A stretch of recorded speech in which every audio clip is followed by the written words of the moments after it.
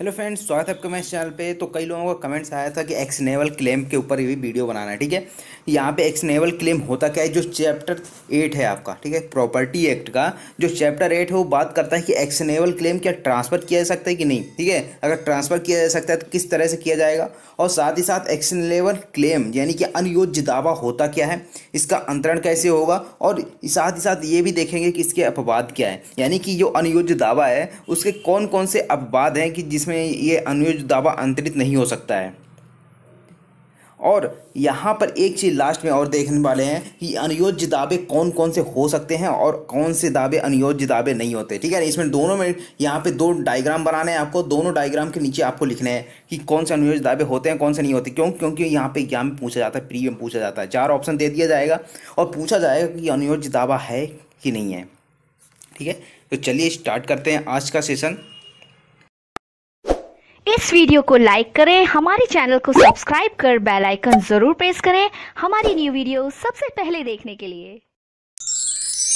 अब सबसे पहले आपको देखना होगा कि एक्शनेबल क्लेम यानी अनयोज्य दावा होता क्या है। ठीक है, तो इसके लिए सबसे पहले आपको देखना होगा धारा 3। ठीक है, जब सेक्शन 3 देखेंगे तो उसमें लिखा हुआ है अनयोज्य दावा।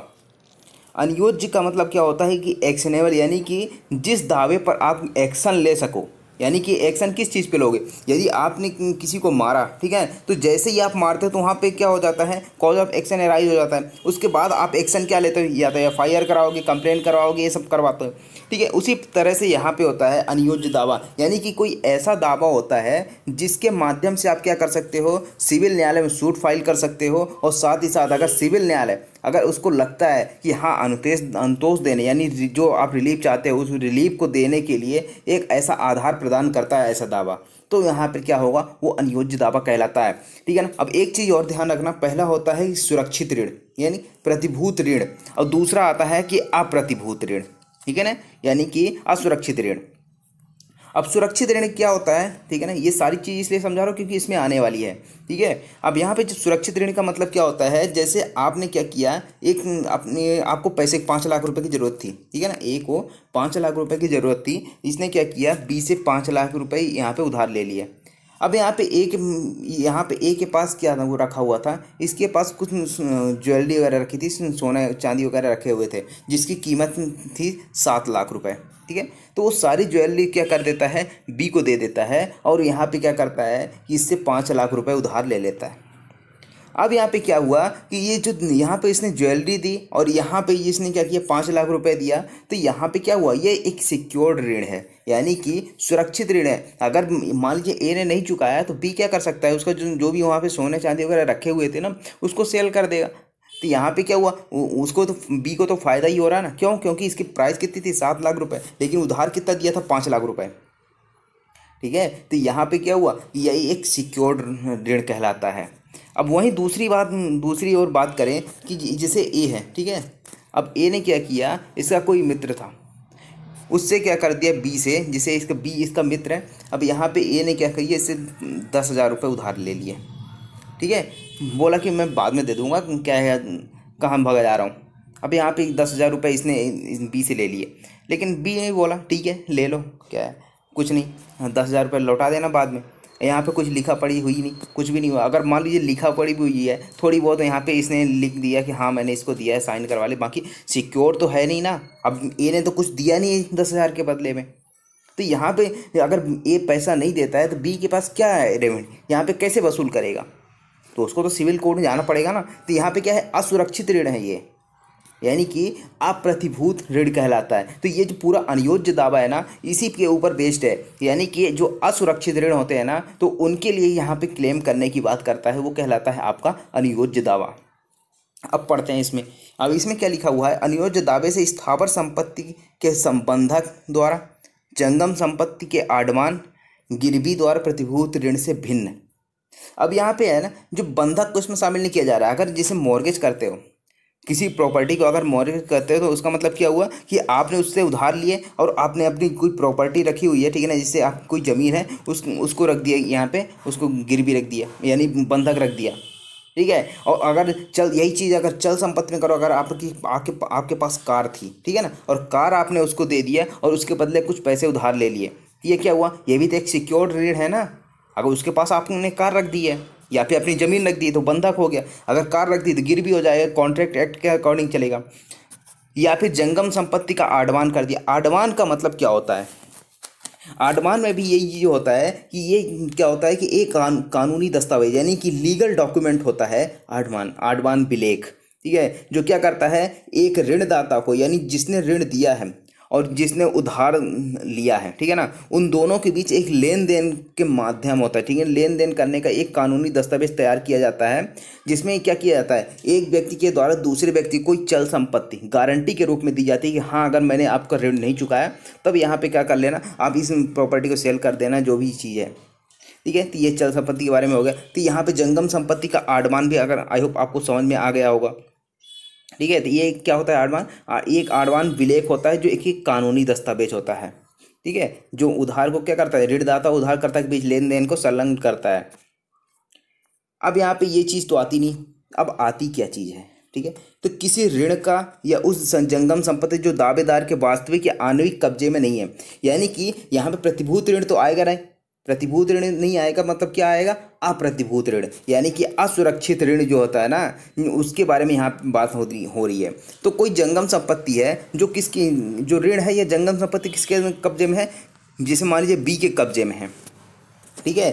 अब ए क्या करना चाहता है, ए दावा करना चाहता है उस ऋण के लिए या उस कब्जे के लिए, क्या है, दावा करना चाहता है कि वह जो वस्तु है किसकी है, ए की है, और उसको उसका अधिकार है यहाँ पे लेने का, ठीक है। तो ये सारी चीज़ हो गई। तो यहाँ पे कब्जा किसके पास होना चाहिए, कब्जा दूसरे पक्षकार के पास होना चाहिए। किसी जंगम संपत्ति के कब्जा की बात करें तो कब्जा किस दूसरे पक्ष का होना चाहिए, और जिस व्यक्ति को फ़ायदा होना है, ठीक है, अब उसका उसने ऐसा दावा कर, वो ऐसा दावा कर सकता है, जिसको फ़ायदा होने वाला है ना, वो क्या कर सकता है, दावा कर सकता है किसी सिविल न्यायालय से। सिविल न्यायालय से क्या दावा करेगा कि मुझे ऐसा अनुतोष दिलाया जाए, ठीक है, और सिविल न्यायालय को अगर लगेगा कि हाँ इस सच में ऐसा कोई आधार प्रदान करने वाला है इस उसमें दावे में, ठीक है, जो अनुयोज्य दावा किया जा रहा है उसमें कुछ है ऐसा आधार प्रदान करने वाला, ठीक है, कि ताकि हम उसको क्या कर सकें, अनुतोष यानी कि उसको रिलीफ प्रदान कर सकें। तो यहाँ पे क्या कहलाता है, ये अनुयोज्य दावा कहलाता है। अब यहाँ पे बात करें जो ऋण है, यानी कि जो ऋण दिया गया था एक व्यक्ति के द्वारा दूसरे व्यक्ति को ना, अब वो ऋण कैसा होना चाहिए, या तो वर्तमान में होना चाहिए यानी कि ड्यू हो गया हो कि ए जो है अब पेबल होने वाला है कि इसको देने वाला है ऋण, ठीक है, जैसे ए ने लिया था ना तो बी से, तो बी क्या है, अब यहाँ पे बी को क्या हो गया, ड्यू हो गया कि अभी इससे ले सकता है ऋण। प्रोद्भावन क्या हो सकती है, सशर्त हो सकती है या समाश्रित, यानी कि कुछ कंडीशन के साथ भी हो सकती है और समाश्रित भी हो सकता है। समाश्रित का मतलब जो निश्चित नहीं होता है उसके बारे में भी हो सकता है, जैसे जीवन बीमा निगम हो गया, ठीक है, जीवन बीमा पॉलिसी होती है, उसके अकॉर्डिंग यहाँ पे क्या हो सकता है, अनुयोज्य दावा इसमें आएगा, ठीक है। अनुयोज्य दावा समझ में आया कि नहीं आया, ठीक है। तो यहाँ पे देखो अनुयोज्य दावा क्या है, ये और ज़्यादा कुछ है नहीं, ये सिर्फ क्या है, असुरक्षित ऋण को यहाँ पे सिक्योर करने के लिए क्या यहाँ पे ये कॉन्सेप्ट लाया गया अनुयोज्य दावा के बारे में, ठीक है। इसमें है कुछ नहीं, अगर आपने क्या लिया है, बी से उधार लिया है तो बी के पास तो कुछ है नहीं, ठीक है ना। अगर आपने कोई ऐसा डॉक्यूमेंट तैयार नहीं किया जिससे क्या किया जा सके, आपने कोई प्रॉपर्टी नहीं दी कि ताकि वो उससे क्या कर सके, अपना ऋण को सिक्योर कर सके, अगर उसका ऋण सिक्योर नहीं है तो क्या कर सकता है, अनुयोज्य दावा का क्लेम कर सकता है, यहाँ पे क्लेम लगा सकता है। अब यहाँ पे बात करें तो क्या अनुयोज्य दावा जो है उसको ट्रांसफ़र किया जा सकता है, यानी कि जैसे ए ने क्या किया था, बी से उधार लिए, ठीक है, या फिर मान लीजिए ए ने क्या किया, बी को उधार दिया 10,000 रुपये। अब यहाँ पे अब और ए ने क्या किया था, सी से उधार लिया था, ठीक है, अब सी से उधार कितना लिया था, 10,000 रुपये उधार लिया था, उसके बाद इसने क्या कर दिया, बी को यहाँ पे उधार दिया हुआ था। अब यहाँ पे जब सी पैसा मांगने आएगा ए के पास कि मेरा 10,000 रुपये तो दो, भाई ड्यू हो गया है, मेरा 10,000 रुपये दे दो। तो यहाँ पे जो ए है वो क्या करेगा, इसका 10,000 रुपये इसके पास तो नहीं है, लेकिन इसका जो 10,000 रुपये है बी के पास रखा हुआ है, क्यों, क्योंकि इसने उधार दिया हुआ था बी को। तो यहाँ पे क्या बोलेगा ए कि सी भैया जाओ एक काम करना, जो मेरा पैसा है ना वो किसके पास रखा हुआ है, बी के पास है, बी को मैंने उधार दिया हुआ था, तुम जाके क्या कर लो, वहाँ से क्लेम कर लो, बी से क्लेम कर लो 10,000 रुपये, ठीक है। तब यहाँ पे जब सी का राइट बन जाता है, यहाँ पे अनुयोज्य दावे का क्या हो गया, ए ने अपने दावे का क्या कर दिया, अंतरण कर दिया, यानी कि ट्रांसफर कर दिया। तो ये कौन कहलाएगा, ये अंतरक कहलाया, और सी कौन कहलाएगा, अंतरिति कहलाएगा। यहाँ पे जब ट्रांसफर कर दिया जाता है तब सी के ए के जो भी राइट्स थे ना, राइट्स एंड लायबिलिटी जो भी थी, अब वो सारे राइट्स एंड लायबिलिटी किसके पास आ जाएगी, सी के पास आ जाएंगी, और सी क्या कर सकता है, बी से क्लेम कर सकता है। ठीक है, अब इसको पढ़ते हैं सेक्शन 130 में। चैप्टर 8 में क्या बताया गया, अनुयोज्य दावों के अंतरण के विषय में। ठीक है, जहाँ पे स्टार्ट होता है 130 से लेकर 137 तक में। ठीक है, इसने इतने प्रोविजन इसमें बताए गए हैं। इसमें पहला सेक्शन है वो क्या कहलाता है, अनुयोज्य दावों का अंतरण के बारे में बात करता है कि कोई व्यक्ति क्या कर सकता है, अनुयोज्य दावों का अंतरण कर सकता है। जैसे अभी बताया एग्जाम्पल में कि ए ने क्या किया था, सी को यहाँ पे ट्रांसफर कर दिया अपने अनुयोज्य दावे। अब सी किससे क्लेम कर सकता है, बी से कर सकता है। तो वही चीज़ यहाँ पे बताया गया कि अनुयोज्य दावों का अंतरण चाहे वह प्रतिफल सहित या रहित हो।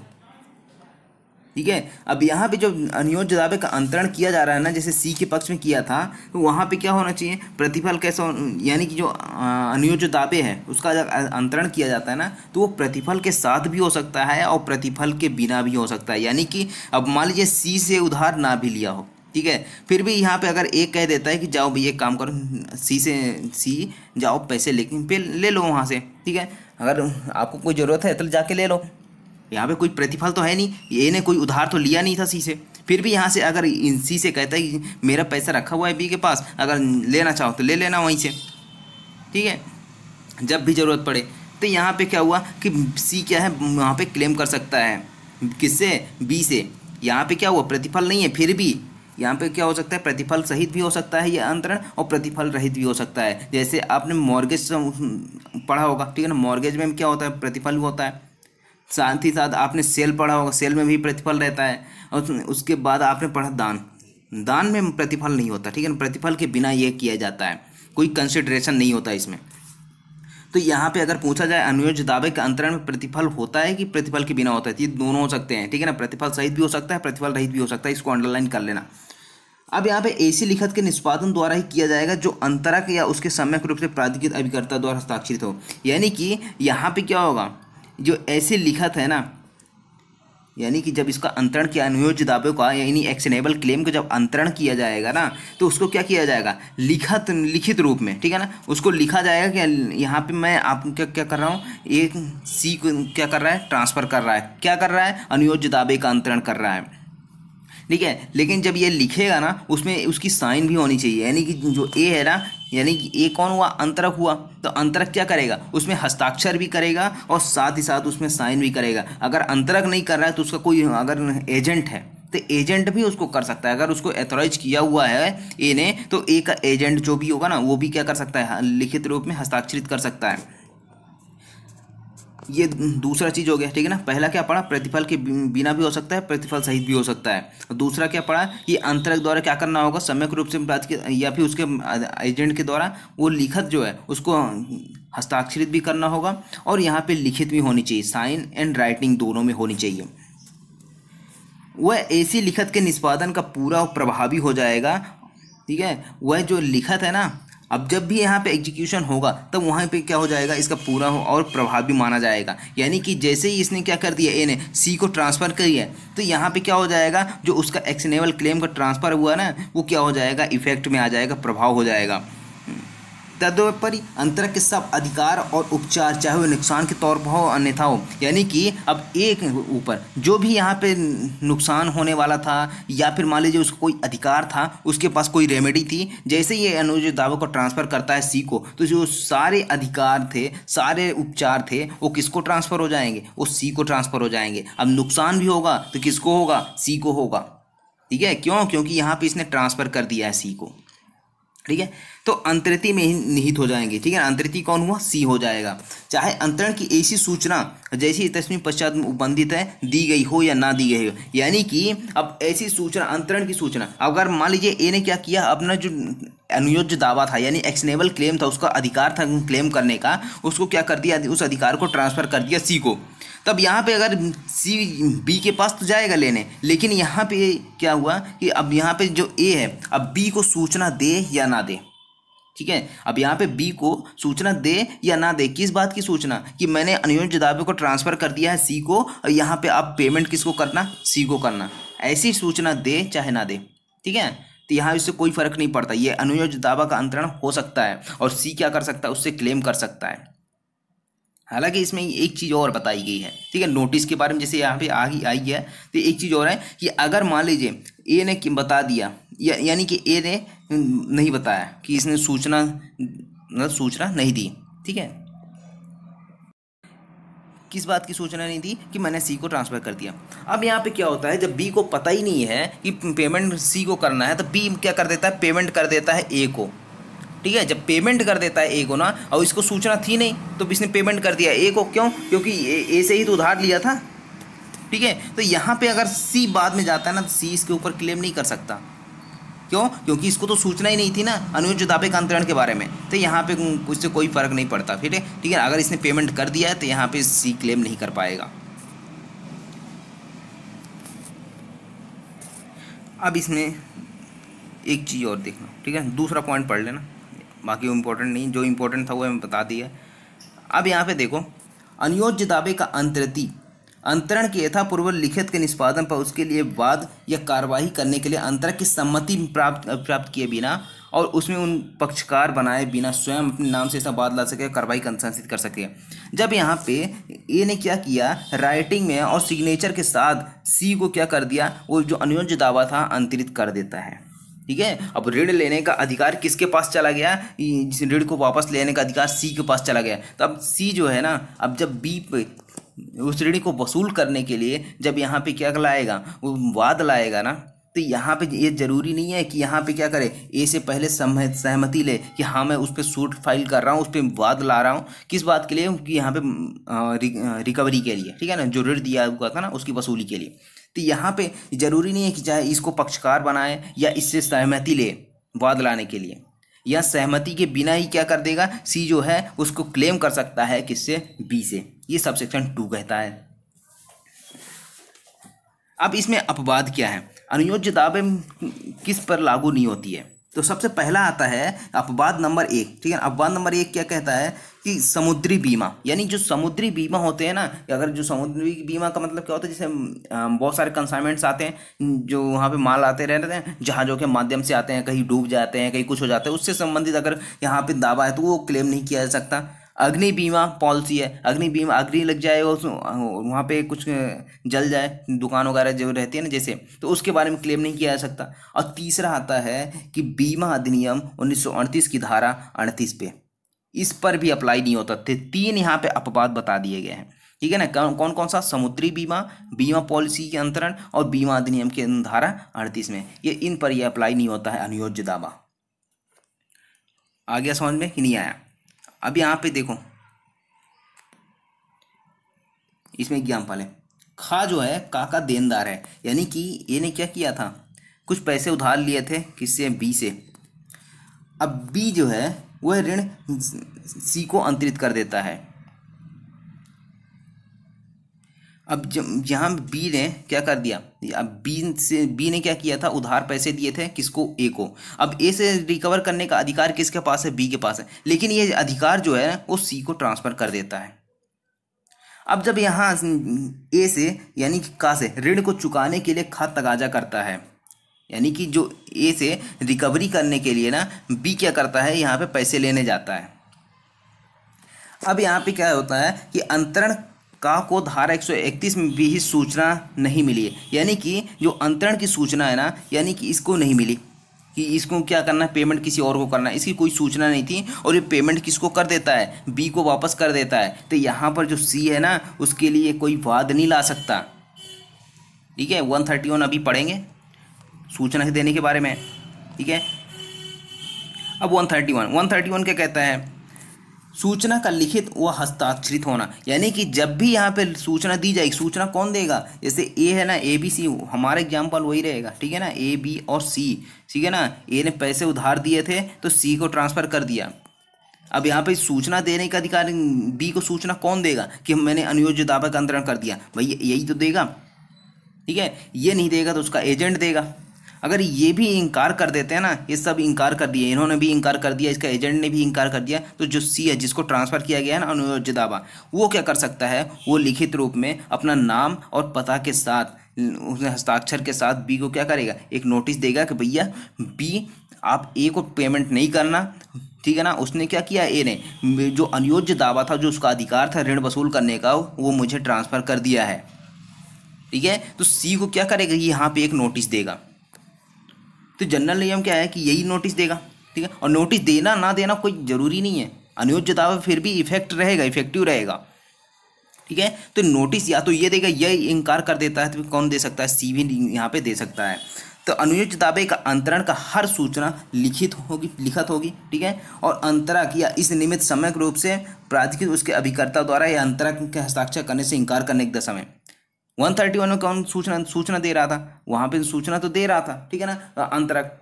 अब यहाँ पे ये क्या कहता है, अगर सूचना नहीं दी इसने, ठीक है ना, इनकार कर दिया, हस्ताक्षर करने से भी इनकार कर दिया अंतरक ने, उसने ट्रांसफर तो कर दिया है अनुयोज्य दावा को, एक्शनेबल क्लेम को, लेकिन वहाँ पे इनकार कर दिया कि मैं उसको सूचना नहीं दूंगा। हो सकता है कि अगर जैसे ए है, उसको लगता है कि अगर मैं सूचना दे दी अगर बी को, तो ये पेमेंट किसको कर देगा, सी को तो कर ही देगा, ठीक है। अब वहाँ पे हो सकता है ए के मन में लालच आए कि अगर यहाँ पे इसको सी को ना दे, ठीक है ना, तो हो सकता है अगर बी को सूचना नहीं है तो बी क्या कर दे, पेमेंट तो इसी को कर देगा, ए को। अगर प्रतिफल रहित, प्रतिफल के बिना अगर यहाँ पे अनुयोज्य दावों को ट्रांसफर कर दिया सी को, ठीक है, तो यहाँ पे प्रतिफल रहित है, यानी प्रतिफल के बिना है, तो सी को फायदा हो जाएगा, ए को कुछ फायदा होगा नहीं। तो यहाँ पे ए अगर चाहता है कि यहाँ पे हो सकता है कि पेमेंट जो है किसको मिले, ए को ही कर दे बी, तो यहाँ पे सूचना देने से मना कर सकता है या हस्ताक्षर करने से इनकार कर सकता है, ठीक है। या फिर अदर कोई रीजन हो सकता है, ये एग्जाम्पल लिया है हमने। तो यहाँ पे क्या किया जाएगा, अगर इनकार कर देता है तो अंतरिती यानी कि सी या फिर उसका कोई एजेंट है, उसके द्वारा क्या किया सकता है, हस्ताक्षरित किया जा सकता है, और उसमें अंतरिती का नाम और पता लिखना होगा, ताकि यह पता चल सके कि उसका नाम क्या है और वो रहता कहाँ है, तभी तो उसको पेमेंट किया जाएगा वहाँ पे, ठीक है। अब आता है 132, जो इम्पोर्टेंट है, एग्जाम में पूछा जाता है, प्री में काफ़ी बार पूछा जा गया है। तो अनुयोज्य दावे के अंतरिती का दायित्व। अब यहाँ पे जब अंतरिती, जिसको यहाँ पे अनुयोज्य दावा को ट्रांसफ़र किया गया है ना, अब वहाँ पे उस अनुयोज्य दावा को जिसको ट्रांसफ़र किया गया है, तो उसका अधिकार और दायित्व के बारे में बताता है, यानी दायित्व क्या होगा उसका। तो अनुयोज्य दावे का अंतरिती ऐसे दावे को उन सब दायित्वों और साम्याओं के अध्ययन लेगा जिनके अध्ययन अंतरण की तारीख को उस दावे के बारे में था। यानी कि जब यहाँ पे ट्रांसफ़र किया, जैसे 5 तारीख को क्या किया गया, 5 तारीख को यहाँ पे अनुयोज्य दावे का ट्रांसफ़र किया गया ए के द्वारा सी को, तो ए के पास इस तारीख को यानी 5 तारीख को जो दायित्व थे, ठीक है ना, जितने भी लायबिलिटी थी उस ऋण के बारे में ए की, वो सारी लायबिलिटी किसको ट्रांसफ़र हो जाएगी, वो सी को ट्रांसफ़र हो जाएगी। यानी सी भी उस तारीख से क्या हो जाएगा, 5 तारीख के बाद से जब ट्रांसफ़र हुआ है उस दिन से सारी लायबिलिटी किसकी हो जाएगी, सी की हो जाएगी, वही लायबिलिटी रहेगी जो ए की थी, ठीक है। एग्जाम्पल आप पढ़ लेना, एग्जाम्पल में ज़्यादा कुछ है नहीं। अब आ जाओ 134 में हेडिंग से काफ़ी क्वेश्चन पूछा जाता है कि मॉर्गेज डेप्ट यानी कि बंधकित ऋण को कहाँ पर बताया गया है, और यहाँ पे बंधक के बारे में बताया गया, तो बंधक आप ढूंढोगे 58 वगैरह के पास ढूंढोगे, वहाँ पे मिलेगा नहीं, ठीक है। तो यहाँ पे अगर बंधकित ऋण के बारे में यहाँ पे बताया जाता है ना, पूछा जाता है, तो 134 में आपको याद रखना है।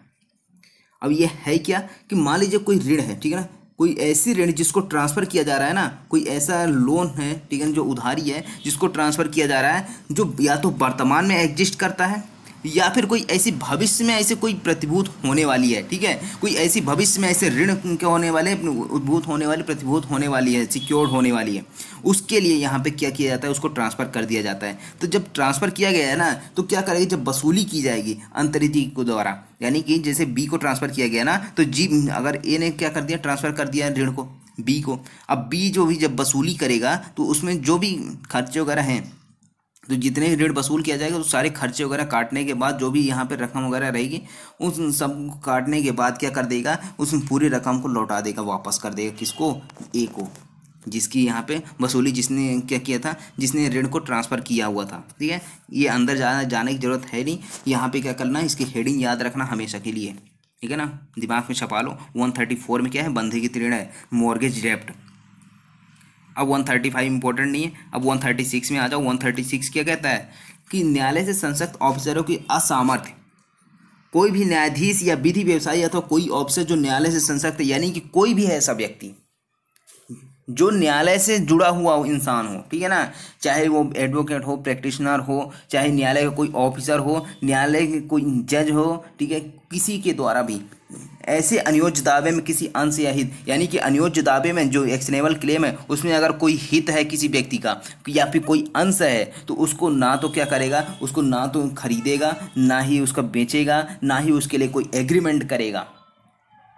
ठीक है, इन सभी के यहाँ पे मना किया गया है। किसके लिए? न्यायाधीश, विधि व्यवसायी, कोई न्यायालय का कोई ऑफिसर है, इन सभी को क्या किया है? मना किया है कि आप ऐसा हित को प्राप्त नहीं कर सकते हैं, ना तो खरीद सकते हैं, ठीक है ना, ना ही उस अधिकार को आप ले सकते हैं, ना ही उस अधिकार को क्या कर सकते हैं, अपने किसी यहाँ पे ट्रांसफ़र करवा सकते हैं, ना तो जज, न्यायाधीश कोई भी, ठीक है। अब कुछ नहीं। 137 क्या कहता है? 137 कहता है परिक्राम्य लिखितों की व्यावृत्ति के बारे में है, रूढ़ि और प्रदर्शन वगैरह के बारे में यहाँ पे लागू नहीं होती है, ठीक है। अब यहाँ पे एक चीज़ और ध्यान रखना, अब यहाँ पे क्या होता है, अब ये एक चीज़ पूछा जाता है एग्जाम में, जैसे 4 ऑप्शंस दे देता है, ठीक है, और कह देता है कि निम्न में से कौन सा अनुयोज्य दावा नहीं है, या फिर ऐसा पूछ लेगा 4 ऑप्शंस देगा कि इसमें कौन सा अनुयोज्य दावा है। तो इसके लिए आपको क्या करना होगा? सबसे पहले तो आप यहाँ पे ऊपर हेडिंग डालना अनुयोज्य दावे, ठीक है। जब अनुयोज्य दावे डालने के बाद 2 यहाँ पे कैटेगरी बनाना, ठीक है। 2 कैटेगरी बनाने के बाद देखना कि इसमें पहले में लिखना कि कौन कौन अनुयोज्य दावे हैं, और इधर लिखना कि अनुयोज्य दावे नहीं हैं, उसके नीचे, ठीक है ना। अब यहाँ पे हेडिंग डाल ली, ठीक है। अब इसके नीचे लिखना, अब इसमें 1 2 3 करके लिखते जाना, ठीक है। जो मैं बोलता जा रहा हूँ पहले आप लिख लेना। पहला क्या कहता है? मुस्लिम महिला का अदत्त मेहर का दावा, यानी कि जो मुस्लिम महिला होती है ना, जो विवाह के समय मेहर की राशि वगैरह होती है, उसको वसूल करने का अधिकार जो होता है ना, वो क्या कहलाता है? वो एक्शनेबल क्लेम कहलाता है। तो लिख लेना हिंदी में, मुस्लिम महिला का अदत्त मेहर का दावा। दूसरा पॉइंट इसी में दूसरा पॉइंट लिखना। दूसरा पॉइंट क्या है? बीमा पॉलिसी के अंतर्गत देय धन का दावा, यानी कि बीमा पॉलिसी के तहत ना जो दावा किया जाता है ना वो, लेकिन जो मैंने एक्सेप्शन बताए थे, जो अपवाद बताए थे ना, उसको वो नहीं आएंगे, ठीक है ना। अपवाद कौन सा बताया था? बीमा पॉलिसी वाला, अग्नि बीमा वाला, और बीमा अधिनियम की धारा 38 के उपबंधों पर प्रभाव नहीं डालती। ये हो गया। तीसरा पॉइंट इसी में लिखना, बकाया किराए का भुगतान का दावा, यानी कि कोई किराया है उसको भुगतान करना आना है, ठीक है। उसको मतलब किराया जो था टेनेंसी के, उसमें किराया दिया नहीं गया, ठीक है ना, तो वहाँ पे उसके वसूली के लिए क्या किया सकता है? अनुयोज्य दावा। अब उसके लिए तो कोई सिक्योर्ड ऋण है नहीं ना, कि अब किसी को आपने क्या किया, एज ए टेनेंट रखा, यानी किराएदार रखा, तो उसकी प्रॉपर्टी तो आप ले नहीं लोगे ये ऋण के रूप में, ठीक है ना, ऋण, ताकि अगर ये नहीं दे किराया तो ऋण की वसूली होगी, ठीक। तो यहाँ पे क्या होता है, ये इसके लिए भी यहाँ पे अनुयोज्य दावा क्लेम किया जा सकता है। अब 4th पॉइंट लिखना, कुछ पॉइंट हैं 6-7 पॉइंट, ठीक है ना, उसको आप लिख लेना, उसको नोट कर लेना, यहाँ पे एग्जाम में पूछे जाते हैं। 4th पॉइंट क्या कहता है? अग्रिम धन की वापसी का दावा, यानी कि कोई मनी आपने एडवांस में दी हुई है ना, उसको वापस करने का दावा करना अनुयोज्य दावा कहलाता है, ठीक है ना। 5वां लिख लेना इसी में। अब माल क्रय करने की संविदा के अंतर्गत लाभ का दावा, यानी कि माल क्रय करने की संविदा के अंतर्गत लाभ का दावा। उसके बाद नेक्स्ट लिखना, भविष्य में होने वाले किराए के दावे, लिख लिया। उसके बाद लिखना नेक्स्ट पॉइंट इसी में लिखना है, ठीक है ना। उसके अनुयोज्य दावे नहीं है उसमें नहीं लिखा रहा हूँ, अभी सिर्फ अनुयोज्य दावे कौन कौन से हैं उसको लिखा रहा हूँ। भविष्य में होने वाले किराए के दावे, प्रोविडेंट फंड, यानी कि जो आपका भविष्य निधि होता है ना वो, उसको भागीदारी में अंश, व्यापार से फायदे का अधिकार, भरण पोषण का बकाया, ठीक है ना, अप्रतिभूत ऋण, यानी कि अनसिक्योर्ड डेब्ट जो होती है, ये सारी चीज़ इसमें आ जाएगी। अब इसमें क्या क्या चीज़ें आएगी वो लिख लेना, ठीक है ना। पहला तो लिख लेना बंधक ऋण, बंधक ऋण आता नहीं है। दूसरा इसमें और लिखना मध्यवर्ती लाभ, यानी बीच बीच में जो लाभ होते हैं ना मध्यवर्ती, वो नहीं आएगा। किसी पुस्तक का कॉपीराइट वाला, वो भी नहीं आएगा, कॉपीराइट का अधिकार जो होता है ना वो भी ट्रांसफ़र नहीं किया जा सकता, ये इसमें ही आएगा।